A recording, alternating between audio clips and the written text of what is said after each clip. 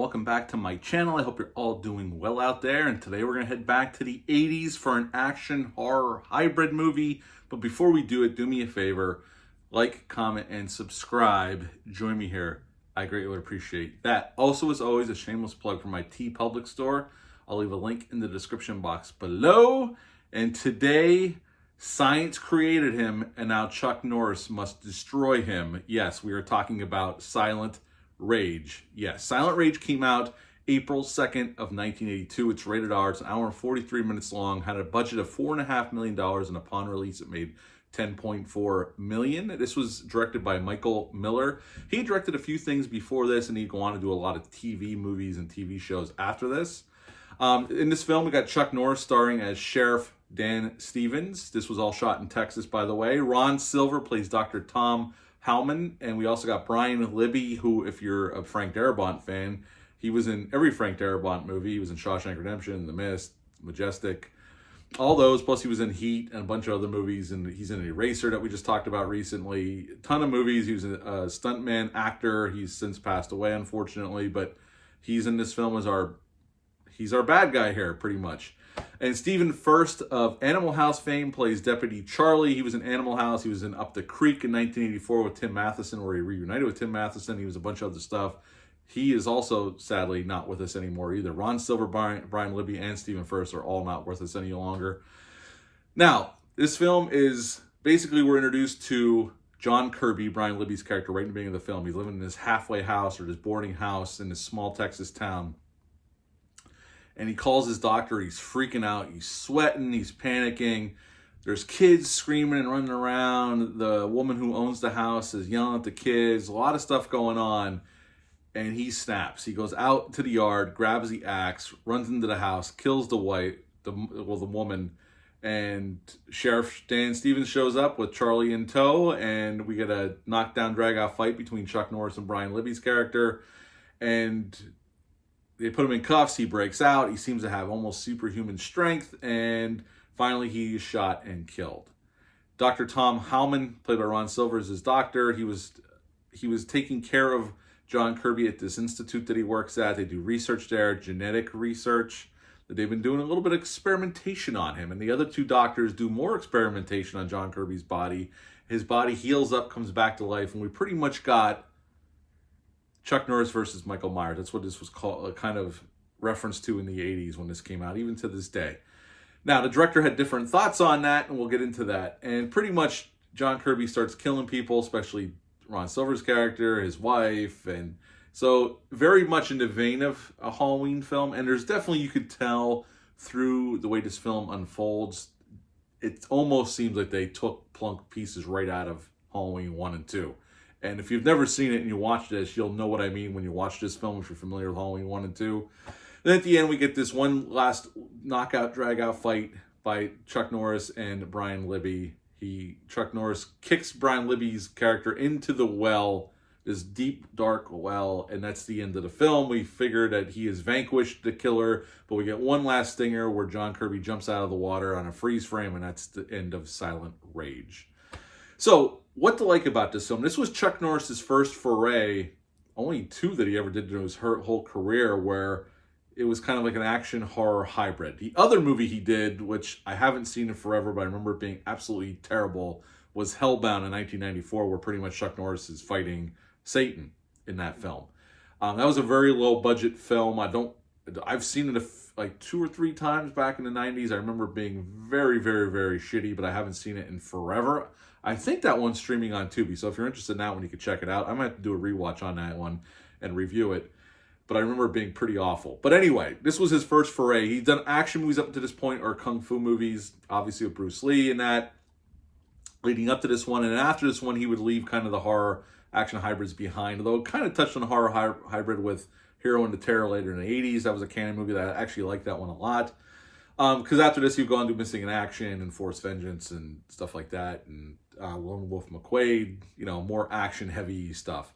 But I think Chuck Norris is good here. Chuck Norris is always best when he talks more with his fists than his feet, and he talks low, he talks slow, and does the Clint Eastwood model. And when Chuck Norris does that, he comes off just fine. And he's good here as Sheriff Dan Stevens. Ron Silver was a really good actor, and he's good here as the doctor. Brian Libby is really good. He doesn't say a whole lot. Right in the beginning of the film, he says a few words before he goes postal, and then pretty much the end of the movie, he doesn't say anything. But he's good here as the killer. And Stephen Furst, I always like Stephen Furst whenever he popped up in a movie or a TV show, and he's good here as the bumbling deputy with a good heart, Charlie. And he does sacrifice himself towards the end of the film to save Sheriff Dan's love interest at the Institute before he shows up to fight the monster. I think there's some good action. There's some really good stunt work in this film.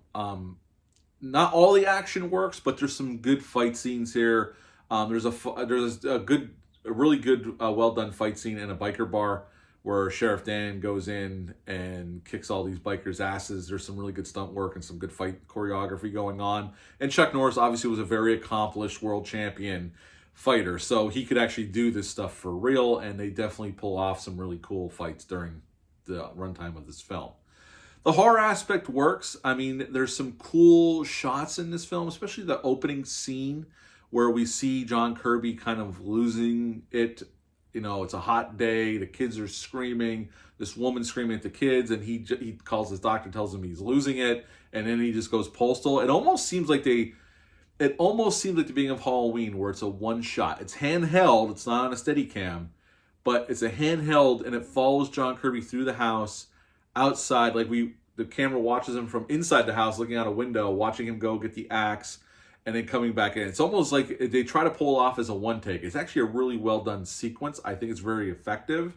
And then when he's stalking the doctor at his house and his wife, I think that's a really well done sequence as well. And then obviously the end at the Institute where we get our final, he kills a bunch of people and then Chuck Norris has to take him out. I mean, that's pretty well done as well.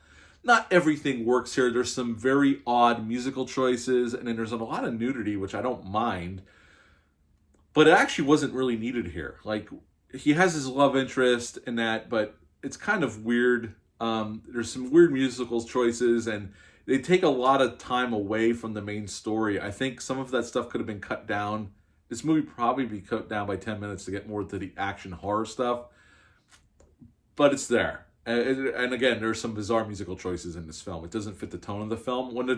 And during the fight scenes, the last battle, there's really no music until the end credits roll when we get that freeze frame, and then we get some John Carpenter-esque type music towards the end during the credits. But during some of the fight scenes, there's no music. It's quiet besides the sound effects from the hits or the bullets or whatever. So there's definitely some choices here that I didn't mind that, because it would have been easy for just throw some music on to heighten it. But I think it works keeping it silent and not a lot of music. But there are some bizarre choices throughout this film. If you've never seen it, you'll understand what I'm talking about when you watch it. Is this Chuck Norris's best film? No. But it's one I've always enjoyed. It's kind of that, one that Chuck Norris went a little bit of horror off for us, and I appreciate that. Now, this was all shot in Texas. The biker bar, there's this big fight at this biker bar that was shot in an actual real bar outside of Dallas. It was called the Old Blues Bar, where the Texas Rangers baseball team used to go and hang out. But they actually shot that in 1 or 2 days. They set it up with breakaway glass on stuff, and they shot it there on a real location. Other than that, I read about the director said he wasn't really going for a slasher tone. Now, when you watch this, you're going to think slasher movie. Once John Kirby starts going stalking and slashing people, it comes off just like a slasher movie. It really does. But he has said he was going more for a Frankenstein vibe. And I can understand that. They're doing genetic testing on this gentleman, and he has regenerative powers now. He can heal from wounds, and he has super strength. So I get the Frankenstein parallel as well. But I do think you cannot deny, watching this film, that they plunked stuff out of Halloween 1 and Halloween 2. There's no doubt in my mind they had to have took inspiration from those two films. But at the end of the day, I think this is a pretty cool little flick that Chuck Norris did back in the early 80s. This is before he hooked up with Cannon Films and started doing a bunch of Cannon movies, because this was 2 years before he did Missing in Action and went off to do Invasion USA and so on and so forth. But I like this movie. It's not perfect. There is some problems here. But at the end of the day, I'm going to give this a very enjoyable 7 out of 10. 7 out of 10 for Silent Rage. Have you ever seen this bad boy? Leave a comment down below. Let me know. Hit the thumbs up. Hit the subscribe button. Subscribe, please. Subscribe. I greatly appreciate that. Until next time, though, bye.